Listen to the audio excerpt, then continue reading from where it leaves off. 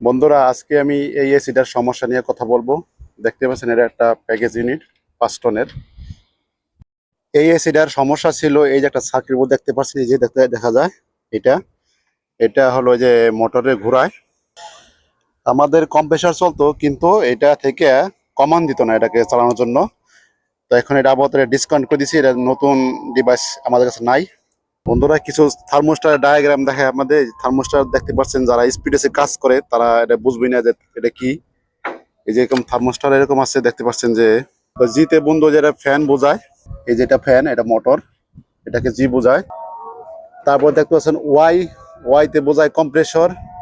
আর আর হলো আপনার এই যে থার্মোস্টারের জন্য 24 ভোল্টের জন্য। আর আর আর সি হলো 24 ভোল্টের জন্য। আর W1 W2 হিটারের জন্য, দেখতে পাচ্ছেন।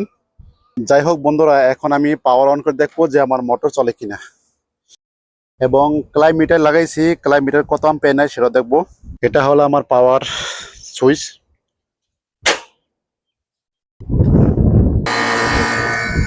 দেখতে পাচ্ছেন বন্ধু, আমি পাওয়ার অন করার মধ্যে চলে গেছে